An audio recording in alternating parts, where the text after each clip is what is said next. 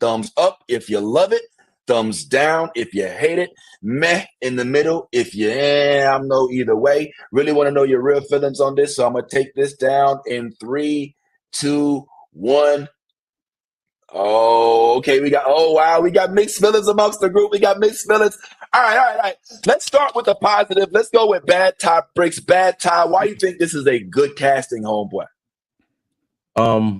After watching Rebel Ridge, and I don't want to discredit Aaron Pierre, because he also has other projects that maybe a lot of people don't know. I mean, Kim brought it to our attention, and I had totally forgot. But I think way too one of excited. his, well, my wife is too. This is something we're just gonna have to get used to. This is a problem. So it's nothing we can do about it. But Aaron Pierre, I believe, got his start on the series Underground. Yes, and it was a good series. It was a good series. But Rebel Ridge, I think, propelled him into that role of stardom. As soon as I saw it, as soon as I saw him in the role and watched it, I immediately came to the platform and said, he's the next one up. And then we hear the news about him becoming Jon Stewart, and basically the new face of DC, because DC doesn't right at this point, he doesn't have any competitors, so he could fill the role that Henry Cavill left, or Cavill, depending on your pronunciation. But I personally think he's a great actor based on the things that I've seen him in, and for that reason, anytime there's a new role, especially when you're starting a new property like they are with the Lanterns, you want someone who's going to be able to come in and give the role and the character that added flavor that you need to kind of bring in new viewership. And I think James Gunn saw an opportunity to capitalize off of Aaron's newly found success with what he did with Rebel Ridge. So to me, it's not surprising. I know people have their issues with his skin tone, and I have my things. We'll get into that, but yeah, I think personally, as far as acting wise and acting chops, I think he's gonna bring the necessary spunk, if you want to say, to the role. Spunk. Okay. Anthony, you seem to not be as impressed. Your feelings, homeboy? Oh man.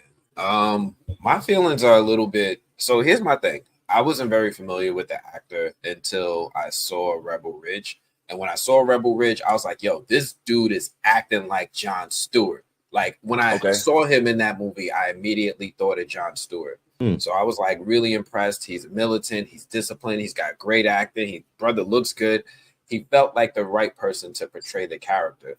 I'm so about it because when you look back at the history of the character,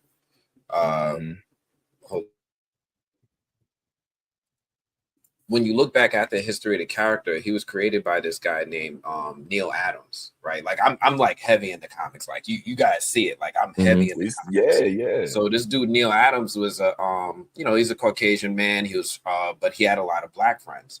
So he was talking about how in comics at the time, he wanted to create this Green Lantern that was a little bit different.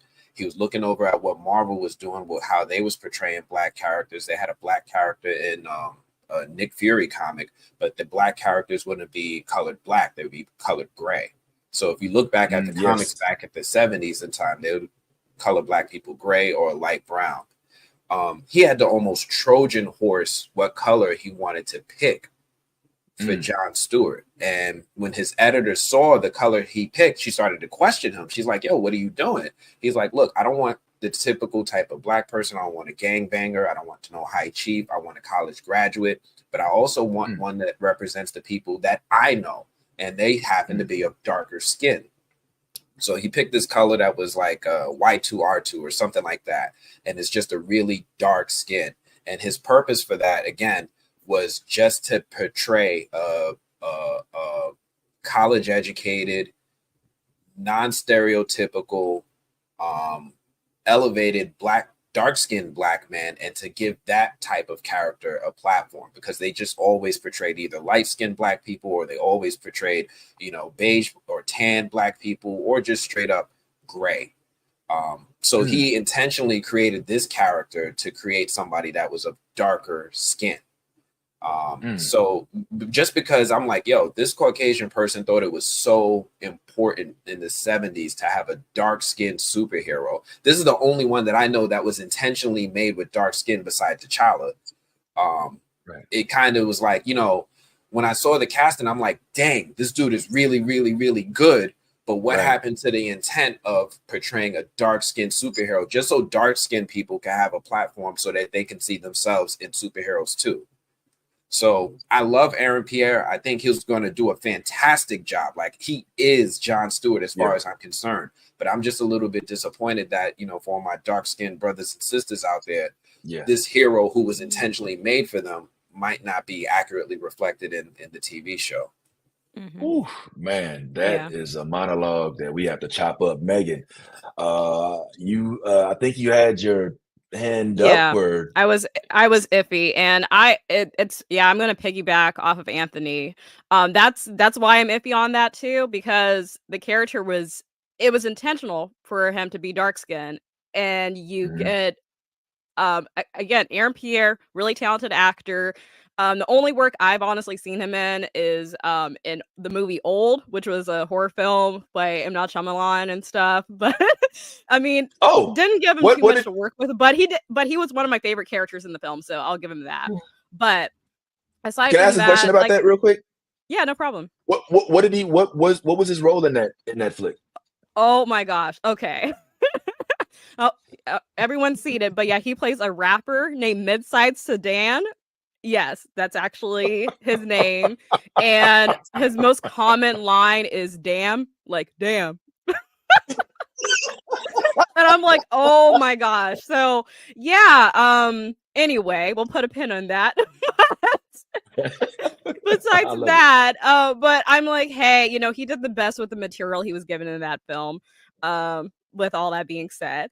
However, but I think I don't know. I don't mean to sound cynical, but it just really feels like the casting for having a black man that is very light skinned, has like green eyes, all that stuff. It seems like the palatable choice to a wider audience, a whiter audience, instead of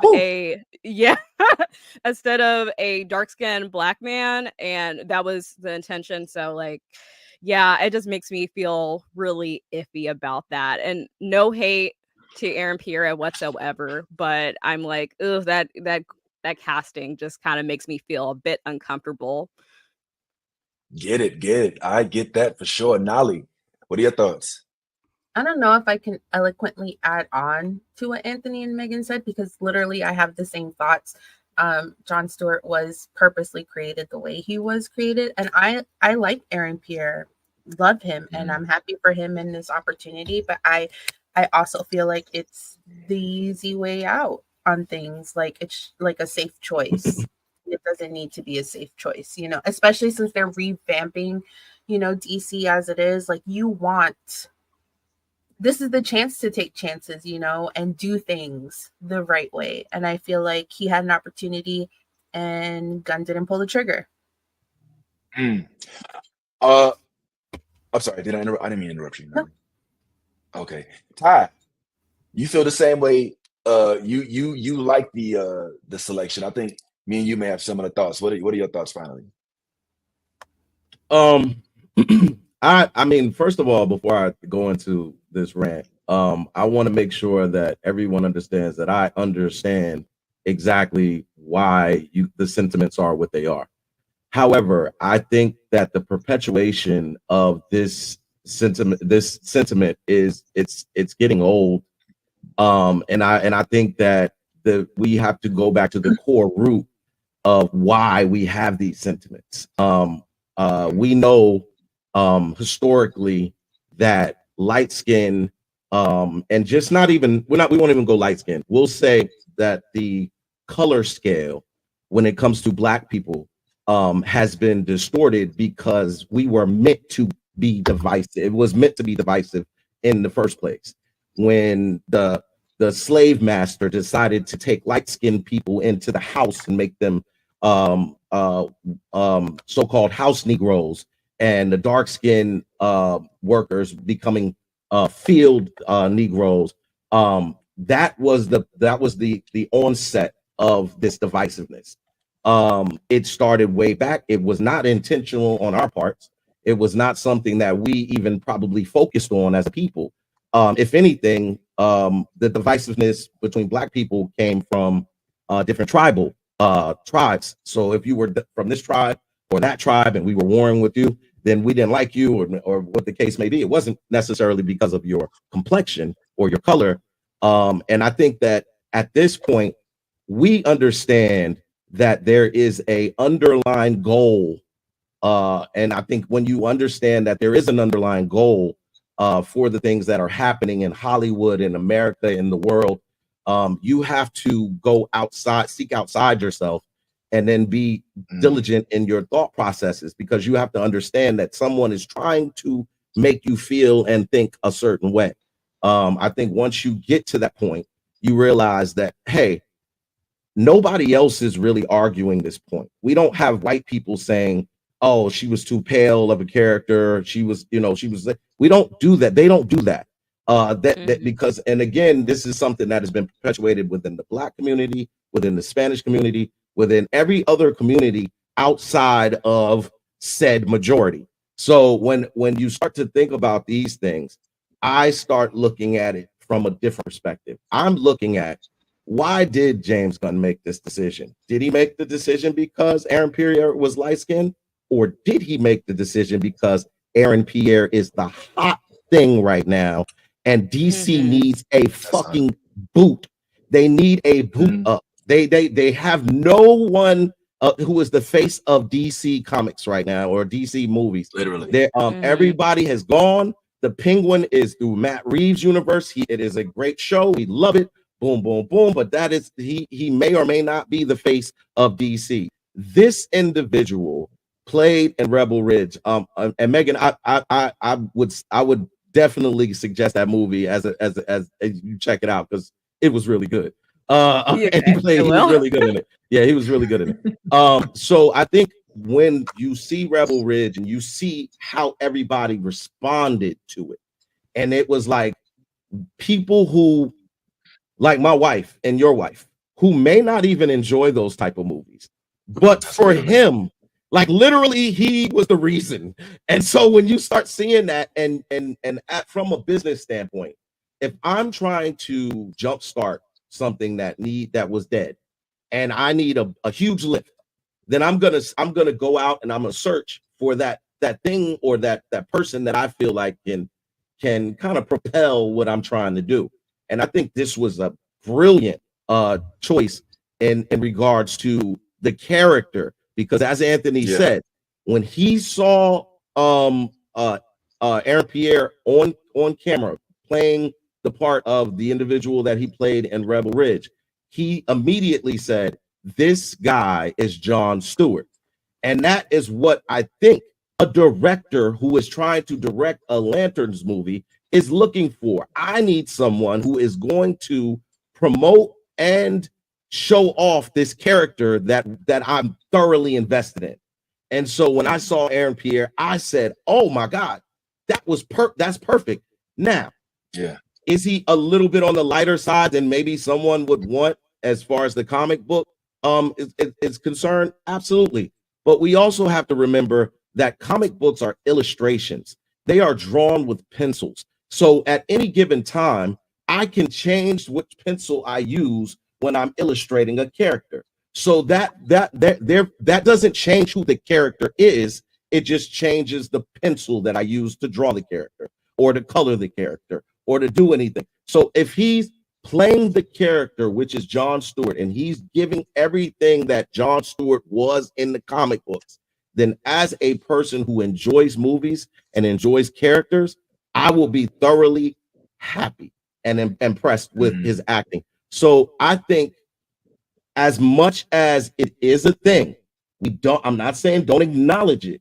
What I'm saying is, and the Black community don't downplay a person's success or downplay a person's role, because remember, this individual had to work hard to get to the point where he's at, whether it's a light skin, dark skin, whoever, because they're like listen, Idris Elba is loved universally.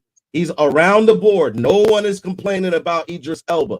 Idris Elba is a nice looking brother, nigga, man. Well, you are. You hate. No, I'm just playing. No, I get it. I 100%. I 100% get it. Listen. I go through the same thing. I go through the same thing. Like, you know, like, stop it already. So I get it. But you know, I think it's one of those things where us as Black people have to stop allowing what was initially used to divide us to continue to divide us. We have this thing within our community of feeling as though light skins feel like they're superior and dark skins feel like they're inferior, and that has got to change. This is a internal battle that goes on within the community, and we allow the outside entity to influence those decisions and continue to influence those decisions because of the choices that we feel like they make based on those purposes. So I'm not saying anyone is wrong here. I'm just saying that we have to look deeper than just the argument that we continue to have whenever the appearance. Because look, I'm all about ethnicity. Now, when it comes to a character's ethnicity, I'm like, yo, let's support that, because when we talk about Miles, yes, I'm all about making sure that character ethnicity is intact. But am I going to be beating down walls and everything if the character's shade is off? It doesn't pass the brown paper bag test? No, I'm not. I'm really going to be more focused on making sure that they get the right person to play the role, so that the character is kind of celebrated and not humiliated. You get what I'm saying? I definitely get what you're saying. I'm feeling what you're throwing down there, brother. And I agree with the most of what you said. I do think that there is a legitimate concern about the lightwashing of darker characters in the mainstream. And I don't think that it crosses all the spectrum, like, because we don't necessarily always celebrate enough when we do get our dark-skinned characters, right? Like, I felt like when we got The Watchmen and Regina King destroyed that role, I feel like that should have been like everybody should have stopped and watched that role. When we got Sam Wilson, when we got Nick Fury, when we got even Isaiah Bradley, I mean, my God, like, these folks are getting the role and it's like, okay, good, check the box. Instead of like, fuck yeah, we did it. So when somebody goes a little bit off script, it's like, whoa. Now, here's the thing. I think that multiple things can be true at once, right? Like, he can be the perfect actor for it, and Hollywood can also be low-key seeking to put a face that they believe is more marketable by the fact that they are. Because, I mean, we were looking at Damon Idris, what's his old boy from Snowfall? Damson, I keep saying Damon. I want to make this happen so bad. Disrespect. But not only that, but listen, Sterling K. Brown at one point in time was not only like looking for the role, but campaigning for the role. And even Omar, if I'm not mistaken, was like, yo, I actually think that Sterling K. Brown would be a really good way to go about it. I mean, because he's popular. He may not be the heartthrob of Aaron Pierre, but he has the acting chops of Meryl Streep. And I think that he could bring like a new level of acting to the DC universe. But some of what I feel, honestly, like, I feel the same way that my man Omar does. Omar, he gives a perfect description of how it is that he feels about this. So why don't we just go ahead and take a couple seconds and listen to how Omar describes his feelings about this upcoming casted Green Lantern. Green Lantern got the green light for live action, and Aaron Pierre is our Jon Stewart. This feels like a monkey paw situation because on one hand, Aaron Pierre is a great actor. You saw him in Rebel Ridge when he said, Man, you got me burning through these letters. I said, oh, we being black about it. Rebel Ridge showed us that his build and his temperament portraying a military expert made him a great candidate for Jon Stewart. Problem is, one of these things is not like the other. In other words, colorism. The problem is colorism. Because Green Lantern Jon Stewart is a dark-skinned black man. And dark-skinned characters being adapted to TV or movies rarely stay that way. And sometimes, depending on the artist, they don't even stay that way in their own comic book. So it's understandable why some fans might feel disheartened. The superhero you grew up with that looked like you finally comes to live action, but they won't look like you anymore. But at least they're on the big screen, and at least it's a great actor. And there's no doubt that Aaron Pierre acted his ass off and auditioned his ass off for this role. This is about casting in a cycle we've seen continuously. Talking about colorism might seem tedious to some, but it has to be mentioned because we keep seeing it happen. And while I wish we could have had a dark-skinned actor portray Jon Stewart, I'm a diehard Green Lantern fan. I wasn't joking. So I'm excited to see what Aaron Pierre will bring to the table, especially with Chris Mundy, who did Ozark, Tom King, who wrote for DC Comics, Damon Lindelof, that did Watchmen. The show Lantis is about to be True Detective in space. It's gonna hit crazy. So I'm a bit disheartened, but I'm still here for it, and I hope Lanterns flourishes. So this is pretty much how I feel in a nutshell. It's like you at this point, you almost have to, I don't want to say you have to, but it's almost expected that you take the good with the bad. It's like, okay, so let's say we do hire the appropriate tone and complexion, but the actor doesn't hit. The project flops. Nobody gives a fuck about Green Lantern anymore.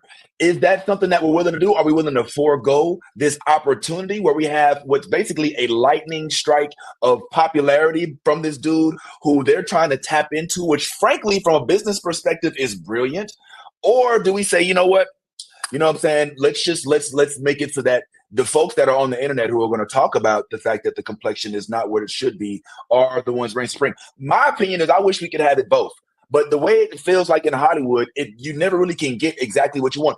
Let's also talk about the fact that we were still railing on let's keep it real, no disrespect, UK, but Londoners and UK folks coming to the United States and taking jobs from American black men. And here's a guy who's both, but because he's got green eyes and, you know what I'm saying, and you know, make you kind of feel, you know, a little good on the inside somewhere, you know, we like, okay, cool. But this is not new. Marvel did this. Do we think that Thor was cast because he was going to bring men to the movie? Yeah, we was gonna see whoever the fuck you put in that role. But when you bring Liam, no, don't do that. Don't you do Liam. I'm sorry, Don't you Chris, do Liam. Chris, how dare you? Listen, Liam. How dare you? What's the other brother name? Whatever. Like Chuck Hemsworth. What's his little brother? Chris Hemsworth. Yeah. Chris Hemsworth, Liam, and then there's another one. There's another brother, and then the other one who don't get no I met at all. Luke. Yo, you can probably call Luke right now. You're like, what up, Anthony? Like, he doing nothing. And I'm just chilling, just watching. I'm watching y'all on Luke right now. So I just think that bringing heartthrobs as movie leads is nothing new. It's a bit of a change from like Batman is Michael Keaton. You know what I'm saying? But still, you know, when they hired Christopher Reeves, they were thinking the women gonna like this dude. You know what I'm saying? This is not something new. Christian Bale, same thing with George same Clooney. thing. They went too far.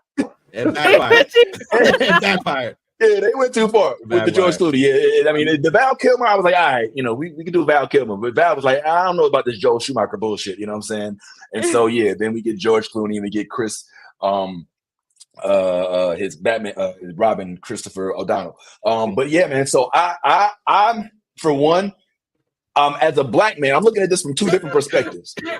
As a black man, I completely understand how we feel about him being let's just call it like miscast in the role. Now, I mean, we could, you know, send him to the beaches of Spain for the summer. maybe he comes back lightly toasted, and maybe we can still get him to Jon Stewart's complexion. Let me stop. Tanning beds are a thing, but so I just think that as a black man, I'm upset because I know how much I want representation. How dope would it be if we did have that representation? But what Ty said is also reigning true. We do live in reality, and unfortunately, despite the fact that we do want that black lead role. This guy, like it or not, to quote Khalees, his milkshake is bringing all the girls to the yard. Yo, I'm saying? tell that to Chadwick Boseman. Oh, Oh, You know, like, I can't rock with a lot of this because first off, we're talking a lot about divisiveness, right? Like it's got to be one or the other. And Okay. before I even start, I don't blame James Gunn, right? This is not his conversation. This is not his thing. I don't like the way he casts, but I'm not mad at how he came to this decision. He's the type of person who I think casts in the moment, right? Like he sees a new movie, ooh, I need them. Supergirl, I just watched Ozark. I'm gonna get her. Like he's the person who, to me, just casts whatever he just saw and picks a person for whatever he just watched. But when it comes to like what this dude is doing or what he's going to do in the role, I think he's going to do a phenomenal job. I don't like the rhetoric or the idea that it's got to be one or the other. I don't like the rhetoric or the idea that we have to start infighting with each other. I do like the idea that there's room enough for everybody to eat in Hollywood. Aaron Pierre, again, he's going to do a fantastic job. He's going to do a great job. It's just that when you have characters that have a specific purpose, like when they cast Storm, right? For the X-Men movies, which time? They said we want an African goddess, right? And African people could probably even get a little tight with Black Panther, but they wanted her to be a dark-skinned African goddess, and they cast Halle Berry. Now, I'm not saying anything wrong about casting an Academy Award-winning actress for your movie to help make it more profitable. But when you take something that was intended with a purpose and then you change it, that takes away from what some people were gravitating towards with that character in the first place. And as far as what we were talking about, colorism and things like that, only in our community, that's cap. That is not just our community. When you go to India, when you go to Asia, you go to 100%. China, you go to Japan, they absolutely have colorism issues. They over there bleaching their skin in Asia. So when you go to India, I just came back from Dubai. They have the same issue. You know, like you can't just say here like it's something. He just started on us right quick, know what I'm saying? I just came back from Dubai right quick, know what I'm saying? You know, I got back from my trip in Dubai. Anthony, I did bring that up. I did Yeah. I did say that it happens in all the communities except the majority. No, the main community that don't happen is the ones that started it, which is this is all results of racism and colonialism, and then all of those other races then trying to mimic what happened with it during that time. 100%. This is not there's absolutely room for this man to do well in this role. I just also know that somewhere in the world there's a dark-skinned man who would have nailed this role, who would have been an amazing Jon Stewart, who would have brought all the girls to the yard, and he didn't get cast. And again, I'm not blaming James Gunn. This isn't his conversation, but I do feel disappointed when you make a character specifically for the purpose of representation of dark-skinned people, and that person is going to change. Again, I think he's going to do a phenomenal job. I'm just disappointed those people are not going to have one of their handful of superheroes anymore. It was there like 5 of them. Yeah, fair enough. And I agree because we all know about the Brahmins in India. Like they literally have a caste system that is based on how dark or light you are. And yes, Chinese and I won't say Chinese, Asian folks act like they don't have dark skinned people in their whole entire race. And apartheid. Don't forget South Africa and apartheid. You either black at the bottom, you colored, you mixed, or you white. Right? I went to South Africa. They told me I wasn't black. And that was the first time somebody told me I wasn't black. For this morning, and I'm not appreciating it. Oh, nigga, I'm trying to leave Florida. You just flexing about being a world traveler. In South Africa. I mean, it's important though. But it's important though. It's important to get like that worldly perspective because sometimes we live in our own bubble in America that we think like things are only a certain way in the world. And then when you do get to see more of the world and you come back, you kind of understand how ignorant we are in America specifically. Well, let me, if I could, and I know Ty also had his hand up, and this is exactly the conversation that I wanted to have. And Megan, I'm glad you're here. We definitely want to get to the Joker, so don't go too far. I know we got to get to the Joker, but I want to welcome Yaz in. I know Yaz is going through it. She is literally in the heart of the hurricane damage. Man, Yaz, are you okay? Is everything good? I see. It looked like the house is back up to order. We muted Yazzie. Oh, look at that. Milton still fucking shit up, man. I think it's her internet. Is it the internet? Oh, man. Look, Milton came and took out the whole internet, man. Damn, Yazzie. No, Yazzie. Come on. All right, well, look, we'll just sit there and I guess you can be our eye candy for the day, I suppose. You know what I'm saying? Whatever. Yeah, you as well. It's important to acknowledge that white people don't have these conversations because they don't have to. Hollywood was built for them, and they decide everything. They have whitewashed roles since the beginning of time, and they don't give a fuck. They do not give a fuck, which is why it's important for us to have these conversations, because at what point does it change? Like, at what point do we stop the bullshit and the laziness and just, like, you can't tell me that there's only 20 people in Hollywood. Well, like when this is like, people are like, oh, we just need a black kid to play Miles.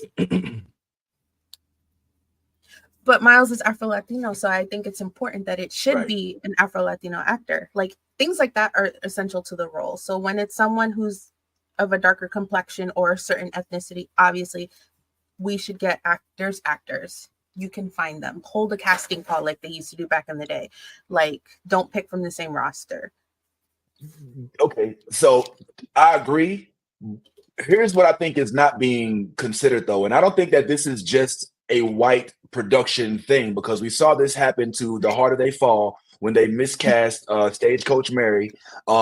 This is a thing that happens. I mean, even let's look back to the freaking, what was that? The Fight Night. What was that movie, Ty? Where Sam Cooke and Mike and Malcolm X and Muhammad Ali, like, they were all One Night in Miami. One night in Miami. Like, people was tripping about Malcolm X being casted as old boy that played Bob Marley. You know what I'm saying? And rightfully so to an extent. But the problem, the thing that I think, and I'm not trying to say that this is an excuse, so please don't mistake what I'm saying as me justifying what's happening, but me kind of providing perhaps a little bit more context.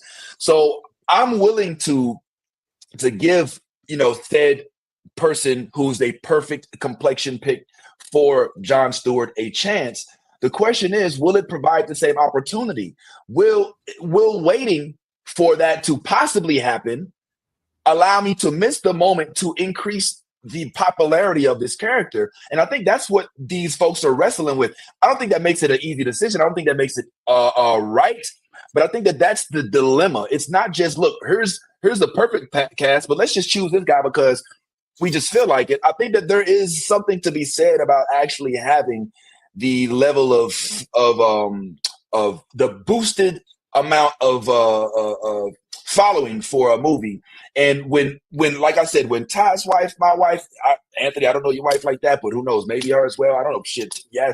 When they are coming to us saying, yo, we're interested in this, they're not coming to us saying, but he's a darker. They could give a shit about that. Now, is it fucked up for us comic book fans? We're like, hell yeah, we want him to be casted. If you bring me if goddamn it, if They don't know. if Miles Morales looked like Tekashi 6ix9ine, I'll be real mad. You know what I'm saying? I'll be pissed the fuck off. I don't give a goddamn how like my wife feels about it. So I completely understand. I also guess that from a dilemma standpoint, if I am casting, do I wait? Do I wait for the perfect casting, or do I jump now when the iron's hot?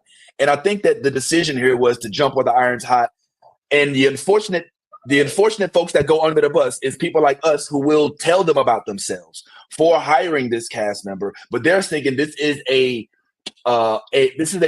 relatively mild setback for them to have to deal with the black folks who only make up 13% of the population, making some buzz on the internet that drowns out when you think about the millions of people that are going to view this that are completely ignorant of any comic book history of Jon Stewart, point blank period. And I think that's what ended up resulted in this decision. And if I'm being honest, it's already working. It's already working. We're talking about it this morning because of what controversy and what is brought to the table. I want to say this to Anthony, though. I do think that white folks have kind of internalized. I don't want to say this in general. Look, we love, but in the Hollywood spectrum, like, you see them cast themselves as Cleopatra and everybody in Egypt, and we're like, that's Africa. You know what I'm saying? That's not right. At the same time, like, always waiting for the 100% perfect person to cast, I think sometimes is something that Hollywood decides maybe that's not the right way to go. And I'll take Chadwick Boseman, who I think played the part of Black Panther phenomenally, who I think laid it out for the franchise to go years and years, even though unfortunately he passed. But if you ask somebody in Kenya, ask somebody in Djibouti who should have played Black Panther, they'd probably choose one of the actors from the continent of Africa, because they prefer to see an actor from Africa played by an actor from Africa. So as much as I like Chadwick Boseman, he could have been a better selection as well if we're looking for somebody to authentically be an African actor. Yeah, but we're not Africans. We're not Africans as somebody who actually came from Africa, but we have African descent, so that's why we have the opportunity to take on those types of roles. If you look the part, you could tap into. Chadwick Boseman actually did the legwork to look up his ancestry, right, to see what part of Africa he was from. I think he did an interview with the Breakfast Club where he talked about Africa ancestry, DNA, something like that, and he started to do the legwork. So for that dude to do it, I don't know of there being as much of a response or reaction to him being cast in that role as there is for this particular role. Agreed. I remember during Black Panther, Amandla Stenberg was initially screen testing for Shuri. And Amandla was like looking at the rest of the cast, and she was like, I actually got the role, but I'm going to bow out because I think it's too important of a movie for us to have different people of different shades like this just thrown in there. She backed out because she wanted a movie that be consistent with the tone of the characters, where it's just everybody looked like they were from, darker skin. And I commended her for that because she's a phenomenal actress. And there's no telling that she would have been an amazing Shuri. But there are also tons of actors in Hollywood, outside of Hollywood, in London, if you want, in the UK, if you want to, in Africa, that can absolutely do this job. If we start thinking like he's the only person that could have done it, then we have tunnel vision, right? That's something that's up with us now. But there are tons of actors out there. Like, I'm not even going to say him because I know people want to talk about the UK taking American roles, but the dude who was in Alien Romulus, he's hot right now. He is hot right now, and he would have been an excellent Jon Stewart. He would have been the younger acting cast person. He could have bulked up, and he could have did the job too.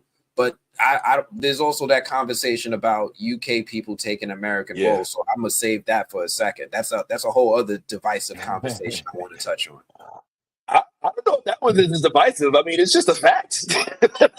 they're taking our roles. Like, I mean, shit, there's nothing to, but if I can say real quick, when you bring that story up, I did have somebody in mind for that role originally. I thought that this guy right here, who some of us may remember from the movie Bird Box, was a decent idea for the role. I think he's a little bit more toward the skin tone of John. Okay, hold on, Megan. All right, Megan.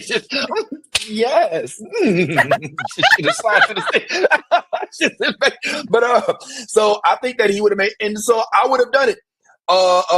Especially right after Bird Box would have been the perfect time to swoop him up. But I think that ultimately it comes down to timing. I agree with everything Anthony says. I think that it is upon us to make sure that we can make sure that the people that are casted as they are the right ones. And the young lady you cited as turning down the role, and one of our Stephanie actually thinks that Halle Berry should have turned down the original X-Men role. I disagreed with her on that, but I think looking back at it, she might have been right. But yeah, definitely agree with what you're saying. And there's definitely a lot of other people that I think that the decision that was made, though, this sounds to me, Anthony, and y'all just jump ball. This sounds like a decision that was made in a room where there were no black people. Yep, I Yeah, agree. can we agree on that? Yep. Not enough. Yeah, not enough. Well, or maybe not the right ones. All right. Yeah. Oh, Wow. Yeah. So who knows, man? But can we agree on this? Despite our feelings about how this was rolled out, about Aaron not necessarily fitting the exact role of Jon Stewart, that we still gonna watch this shit. We still Oh, yeah, I'm And gonna I'm watch going to it. support him too. And I'm It's going to piqued my support him too. interest, so whatever. So wait, when you say you gonna spoil it, Anthony? Nah, I said I'm going to support him too because, you know, at the end of the day, I still want him to win. The dude is still, you know, progressing the culture forward by coming through, acting with class, acting with dignity, and just being phenomenal at his craft. So I'm absolutely still going to support him. Okay. Yeah, and the most important part of that, what Anthony said, is he's still a black man. Like, yeah, he may not be a dark-skinned black man, but he is still a representation of black people. And that is more or less my conversation that I would when Anali says we should have the conversation more. The conversation should be more about loving ourselves enough to understand that we don't have to be divisive and sit here and argue of semantics over complexions, because that is what they want us to do. And when I say they, I'm not speaking necessarily about white people, but I am speaking about races. So let's just make sure that we put the blame and the onus on those who need to have the blame and the onus. It's a delicate balance. It's definitely a delicate balance. But I can definitely say that despite all the news, the backlash, that this is definitely going to take DC in another direction. As I told y'all, DC, there's a gap to be filled with that hole that Marvel left. Pause. It sounds weird, but you understand what I'm saying. So we're looking forward to this movie, man. I mean, excuse me, this TV show, The LanternCorp. We're gonna check it out, and we'll definitely come back to give you guys our opinions. And